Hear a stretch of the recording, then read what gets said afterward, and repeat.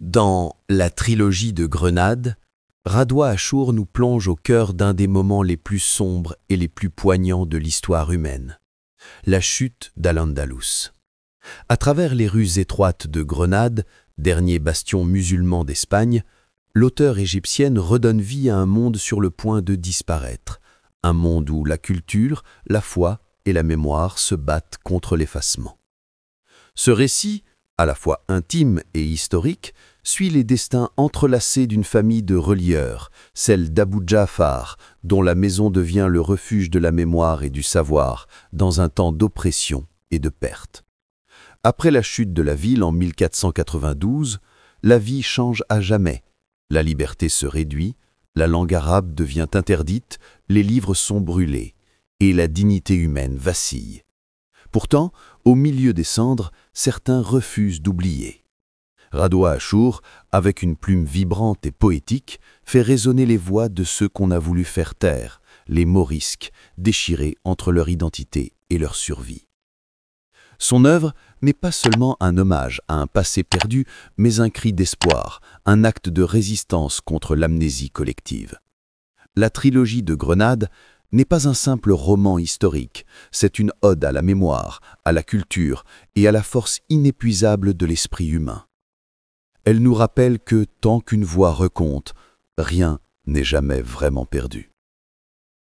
Si cette histoire vous touche, rejoignez notre communauté Bibliovoix, un espace où les livres reprennent vie et où chaque mot trouve un écho dans le cœur. Abonnez-vous et laissez la voix des livres vous accompagner. La chute de Grenade est le début de la tragédie. La chute de Grenade marque la fin éclatante d'une civilisation, celle d'Al-Andamis, dernier bastion musulman d'Espagne. Dans ce premier volet de la trilogie de Grenade, Radwa Ashur peint avec une intensité bouleversante les derniers jours d'une cité à l'agonie. L'armée chrétienne des rois catholiques encercle la ville, la famine gagne les rues, et les habitants oscillent entre l'espoir et la résignation. Au cœur de cette tragédie collective, une douleur intime s'installe, celle d'un peuple trahi par les promesses de coexistence et d'amnistie. Après la reddition de 1492, les musulmans de Grenade découvrent que les accords signés ne sont qu'illusions. Les conversions forcées commencent, les mosquées sont transformées en églises, et les voix de l'appel à la prière s'éteignent une à une. Radwa Ashur nous montre la dignité silencieuse des vaincus, des familles qui cachent leurs livres, des mères qui murmurent à leurs enfants les versets interdits, des hommes qui refusent de renier leur mémoire. À travers les regards de simples habitants, elle nous fait ressentir la douleur d'un monde effacé, mais aussi la résistance qui naît dans le secret. Ce chapitre d'ouverture n'est pas seulement le récit d'une chute politique, mais celui d'une tragédie humaine, la perte d'une langue, d'une foi et d'un héritage. Ashur y fait briller la beauté du geste simple. Relier un livre, c'est aussi relier un peuple à son âme. La maison d'Abou Ja'far le relieur.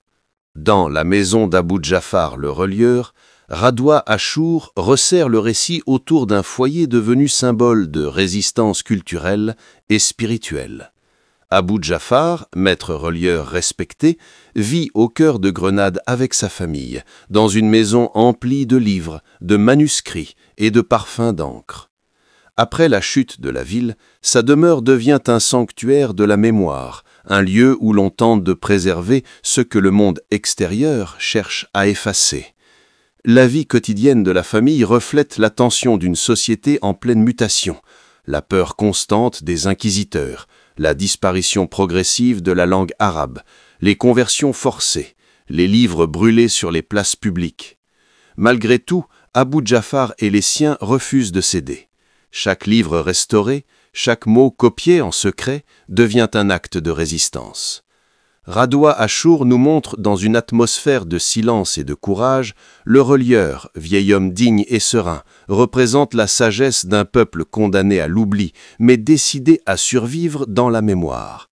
Autour de lui gravitent des personnages profondément humains, sa femme, ses enfants et ses voisins qui oscillent entre peur et espoir.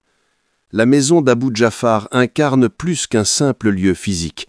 C'est une forteresse de savoir et d'amour, un refuge où le passé continue de respirer. Ce second chapitre nous rappelle que, même dans la défaite, il existe des victoires invisibles. Celles du cœur, de la fidélité et du souvenir.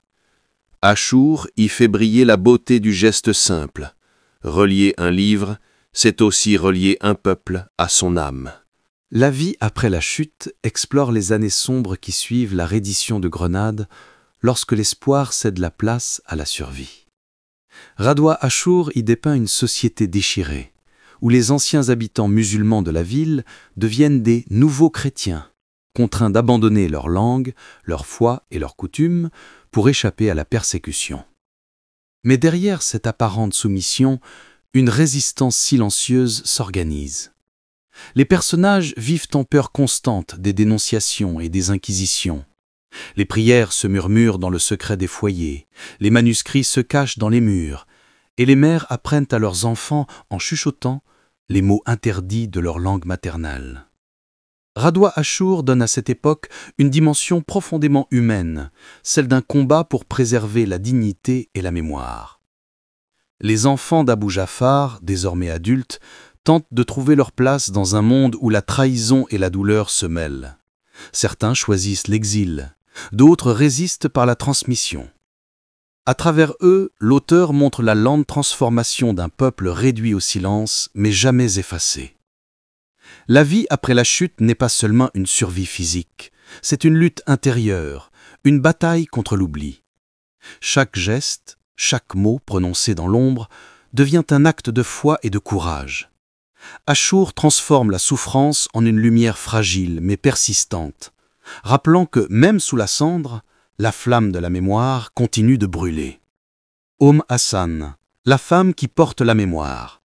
Dans ce chapitre bouleversant, Hassan, la femme qui porte la mémoire, Radwa Achour dresse le portrait d'une femme simple mais héroïque, gardienne des récits, des traditions et de l'âme d'un peuple persécuté. Hassan, témoin des horreurs de la chute et de l'exil, devient la mémoire vivante de Grenade. Alors que tout autour d'elle s'effondre, les mosquées, les écoles, les livres, elle choisit de sauver ce que personne ne peut brûler, les histoires. Dans son humble maison, elle rassemble enfants et jeunes pour leur transmettre en secret les chants, les vers et les récits d'Al-Andalus. Par sa voix, les morts continuent de parler et la dignité du passé survit. Achour peint une figure féminine d'une force rare, à la fois mère, sage et résistante. Hassan incarne la mémoire collective, cette flamme que l'oppression ne peut étouffer. Son courage ne se manifeste pas dans la guerre, mais dans la parole. Elle transforme la douleur en récit, la perte en enseignement. À travers elle, l'auteur rend hommage aux femmes anonymes de l'histoire, celles qui, dans le silence des foyers, ont préservé la langue, la foi et la culture. Hassan devient symbole de la continuité, un pont entre les générations, une gardienne du souvenir face à l'oubli imposé. Son personnage nous rappelle que la mémoire n'est pas seulement un héritage, mais un acte de résistance. Et tant qu'une femme comme Hassan continue de raconter, Grenade ne mourra jamais. Les morisques, entre identité et disparition. Dans ce chapitre profondément émouvant, Radwa Achour aborde le destin tragique des morisques, ces musulmans d'Espagne convertis de force au christianisme après la chute de Grenade. Sous la domination des rois catholiques, ils vivent dans une dualité déchirante, chrétiens en apparence, musulmans dans le secret. Leur vie devient une mascarade quotidienne, un équilibre précaire entre la survie et la fidélité à leur identité. Achour dépeint avec sensibilité cette lutte intérieure. Les morisques doivent assister à la messe le jour et prier vers la Mecque la nuit. Ils cachent les manuscrits arabes dans des murs, transforment les prières en berceaux et les versets en proverbes pour les transmettre aux enfants sans éveiller les soupçons. Chaque geste devient un risque. Chaque mot prononcé dans la mauvaise langue peut coûter la vie. Mais au-delà de la peur, ce chapitre révèle la puissance de la mémoire collective. Les morisques refusent de disparaître. Leur identité se recompose dans la clandestinité, dans la langue chuchotée, dans les traditions conservées sous d'autres noms. Ils deviennent les porteurs d'une foi cachée, les gardiens d'un passé que le pouvoir tente d'effacer. Radwa Ashur ne raconte pas seulement leur disparition progressive, elle célèbre leur résistance silencieuse. À travers eux, elle évoque la douleur universelle des peuples déracinés, condamnés à vivre entre deux mondes. Les Morisques, malgré la souffrance, incarnent la force d'une identité qui survit à l'exil, à la peur et à la mort. La langue interdite et le secret sacré. Dans La langue interdite et le secret sacré, Radwa Ashur explore un des aspects les plus poignants de la tragédie andalouse, la disparition progressive de la langue arabe et avec elle l'effacement d'une culture entière. Après la chute de Grenade, parler arabe devient un crime, écrire un mot sacré un acte de rébellion. Pourtant, au sein des foyers morisques, la langue survit dans les murmures, les prières secrètes et les souvenirs transmis aux enfants. Ashur montre comment la langue devient bien plus qu'un moyen de communication. Elle devient un sanctuaire spirituel, un lien intime entre les êtres et leur foi. Les familles, surtout les femmes, enseignent en cachette les lettres arabes à leurs enfants, souvent tracées sur le sable ou gravées dans le bois. Ces gestes simples deviennent des rituels sacrés, des actes d'amour et de résistance. Les mots interdits se transforment en symboles de liberté. La langue, réduite au silence dans les rues, continue de vivre dans les cœurs et les rêves. Ce chapitre illustre magnifiquement la puissance du langage comme refuge de l'âme. Tant qu'il reste un mot à prononcer, la mémoire d'un peuple ne peut mourir. Mais Ashur ne se limite pas à la nostalgie. Elle souligne aussi la transformation spirituelle des personnages qui découvrent dans la clandestinité une forme plus profonde de foi. Le secret sacré dont parle le titre est cette flamme intérieure indestructible qui relie les hommes à leur essence, malgré la persécution. Ainsi, la langue interdite et le secret sacré devient une métaphore universelle, celle de tous les peuples dont la parole a été réduite au silence, mais qui continue à parler dans le cœur du monde. L'incendie des livres, la mort du savoir. Dans ce chapitre déchirant, Radwa Ashur décrit l'un des moments les plus symboliques de la tragédie andalouse, la destruction des livres arabes ordonnée par les autorités chrétiennes. Ce n'est pas seulement la perte de milliers de volumes, mais celle d'un monde entier de savoir, de science et de poésie. L'incendie devient un acte de purification aux yeux des vainqueurs, mais aux yeux des vaincus, c'est un meurtre de la mémoire.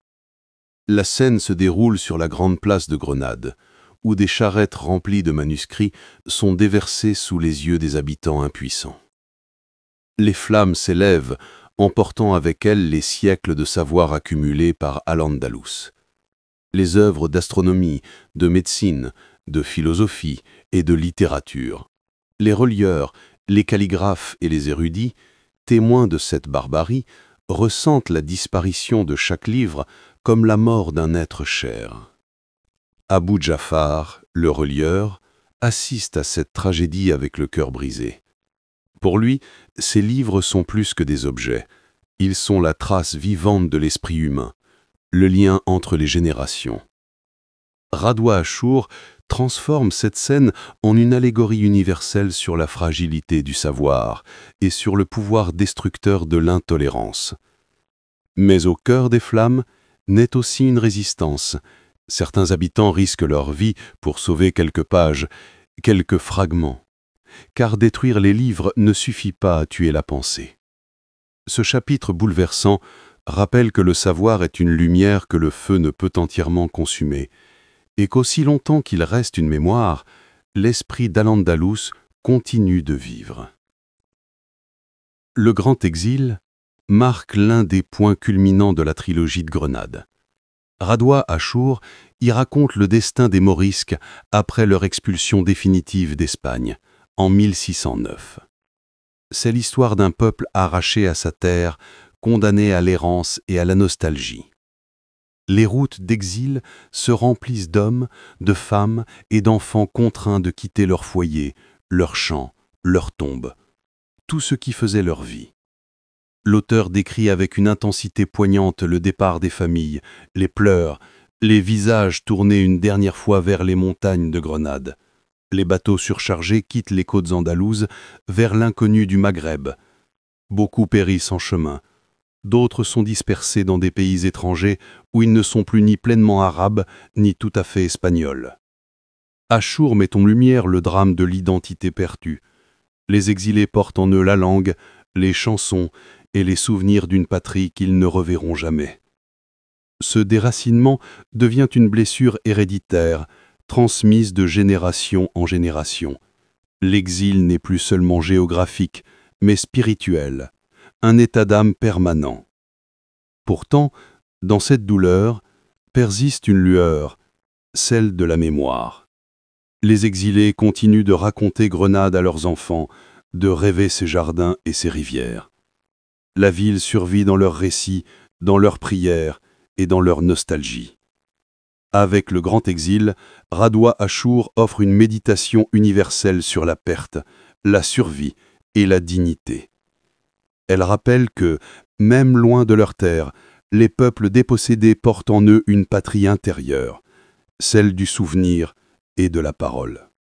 Dans Salima, la dernière fille du relieur, Radwa Achour déplace son regard vers la nouvelle génération, héritière silencieuse d'un passé brisé. Salima, petite fille d'Abou Jaafar le relieur, incarne à la fois la fragilité et la persévérance d'un peuple condamné à la disparition.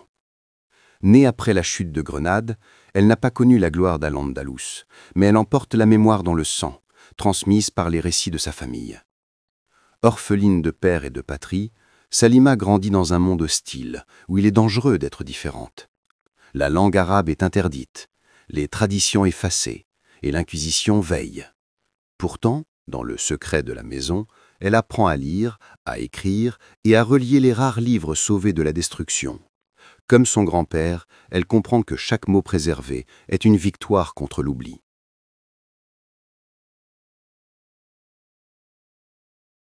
À travers Salima, Achour célèbre la force féminine discrète mais indestructible.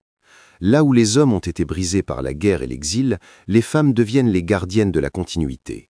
Salima incarne cette résistance douce, cette lumière qui refuse de s'éteindre malgré les ténèbres. Son destin, à la fois personnel et collectif, symbolise la survie de la culture andalouse. Elle ne possède ni épée ni pouvoir, mais son arme est la mémoire. En restaurant un vieux manuscrit, elle restaure aussi l'âme de son peuple. Ainsi, Salima, la dernière fille du relieur, devient un hommage vibrant à toutes celles qui, dans le silence, ont sauvé le fil de la connaissance. Par son courage tranquille, Salima montre que tant qu'une main continue d'écrire et qu'un cœur se souvient, la défaite n'est jamais totale.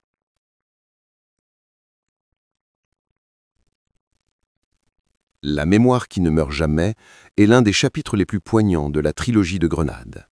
Radwa Achour y clôt une fresque de douleur et d'espoir en montrant que malgré la destruction, la mémoire demeure invincible. Ce n'est plus seulement une histoire de livre ou de langue, mais celle d'un esprit collectif qui traverse le temps et défie l'oubli. Les anciens racontent à leurs enfants les ruelles parfumées, les fontaines, les jardins d'orangers.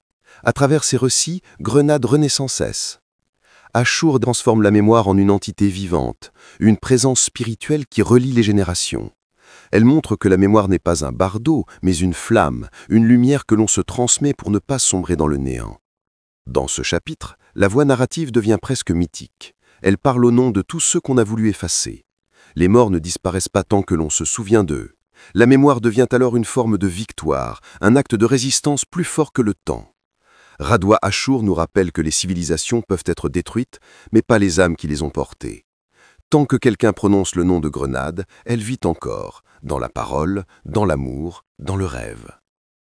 La mémoire qui ne meurt jamais résonne comme un chant d'adieu et de renaissance. Un hommage à la persistance de l'esprit humain et à cette vérité universelle. Rien ne meurt vraiment tant qu'on s'en souvient. Dans Génération sur la ligne de feu, Radwa Achour élargit la perspective de sa fresque andalouse pour évoquer la transmission de la douleur et du courage à travers le temps. Les enfants et petits-enfants des Morisques deviennent les nouveaux témoins d'un combat sans armes, celui de la mémoire contre l'effacement. Chaque génération naît dans un monde qui la rejette, mais qui ne parvient pas à briser son lien invisible avec Grenade. Les anciens racontent les histoires du passé, les chansons interdites et les prières secrètes. Les plus jeunes, nés en exil, apprennent à aimer une terre qu'ils n'ont jamais vue, une patrie mythique transmise par le récit. Cette chaîne de transmission devient un acte de survie collectif. Tant que la parole circule, la lignée demeure. Radwa Ashur explore ici le poids de l'héritage. Comment vivre avec une mémoire marquée par la perte, mais aussi par la dignité. Les descendants des exilés se débattent entre l'envie d'oublier pour vivre libre et le devoir de se souvenir pour rester fidèle. Certains choisissent la simulation, d'autres, au contraire, la fidélité obstinée à leurs racines. Dans cette tension se dessine une vérité poignante. L'histoire des Morisques n'est pas celle d'une fin, mais d'une continuité douloureuse. Leur feu intérieur, transmis de génération en génération, brûle encore. Ashur fait de cette transmission un symbole universel. Les peuples meurtris continuent d'exister tant qu'ils refusent de taire leur histoire. Génération sur la ligne de feu est ainsi un chant de résistance intergénérationnelle, une célébration du courage discret de ceux qui portent la flamme d'un passé perdu pour éclairer l'avenir. Grenade qui vit en nous clôt magistralement la trilogie de Grenade en transformant la douleur de l'exil en une lumière intérieure. Radwa Ashur y célèbre la résilience de la mémoire collective, cette Grenade invisible mais vivante, préservée dans le cœur de ses enfants dispersés. Ce dernier chapitre n'est plus un récit historique, mais un poème de fidélité et d'identité. Grenade n'est plus seulement une ville perdue, elle est devenue un symbole, un espace intérieur que nul conquérant ne peut profaner. À travers les générations, la mémoire de la cité continue de respirer, dans les contes murmurés, les prières transmises, les gestes quotidiens où survit une trace du passé. La romancière écrit ici une ode à la puissance de l'esprit humain. Même privés de terre, les descendants des Andalous conservent une patrie dans leurs mots, leurs rêves et leur silence. Grenade devient ainsi un état d'âme, un héritage spirituel que chacun porte en soi, comme une blessure lumineuse. La romancière relie le passé au présent. Ce qui est arrivé à Grenade se répète dans chaque peuple opprimé, dans chaque culture menacée d'effacement. En ce sens, Grenade qui vit en nous dépasse le cadre historique pour devenir un message universel de résistance, d'amour et d'espérance. Radwa Ashur nous rappelle que la mémoire n'est pas un tombeau, mais un cœur battant. Tant qu'il y aura quelqu'un pour se souvenir, raconter et rêver, Grenade continuera de vivre, non pas sur une carte, mais dans la conscience des êtres. Ce dernier souffle de la trilogie résonne comme une promesse, celle que la beauté, la foi et la culture peuvent survivre à toutes les défaites. La trilogie de Grenade de Radwa Ashur est bien plus qu'un récit historique. C'est un cri du cœur, une élégie pour une civilisation perdue, mais jamais éteinte. À travers les destins d'Abou Jafar le relieur, de sa famille et de ses descendants, l'auteure égyptienne retrace les siècles de douleur, de résistance et de mémoire qui ont suivi la chute d'Al-Andalus en 1492. Ce roman, tissé de larmes et de lumière, raconte la fin d'un monde où cohabitaient savoir, foi et beauté. Après la conquête chrétienne, Grenade devient le théâtre d'une tragédie. Conversion forcée, exil, bûcher, interdiction de la langue arabe, destruction des livres. Pourtant, au cœur de cette nuit historique, des hommes et des femmes continuent de lutter, non par les armes, mais par la parole, la transmission et la foi en la mémoire. Radwa Ashur donne voix à ceux que l'histoire a voulu faire taire. Les Morisques dépossédés de tout, sauf de leur âme. À travers ces personnages, elle nous rappelle que la mémoire est une forme de résistance et que les peuples ne meurent jamais tant qu'ils se souviennent. La trilogie de Grenade est une œuvre profondément humaine, un hommage à la culture, à la dignité et à la lumière de l'esprit face à l'obscurité de l'oubli. C'est une invitation à écouter les voix du passé pour mieux comprendre notre présent. Si ce voyage à travers la douleur et l'espérance vous a touché, abonnez-vous à Bibliovoix, la chaîne où les livres parlent au cœur, où chaque mot devient une émotion et chaque histoire un souffle d'humanité. Laissez un commentaire positif pour partager ce que cette œuvre a éveillé en vous, et continuons ensemble à faire vivre la voie des livres.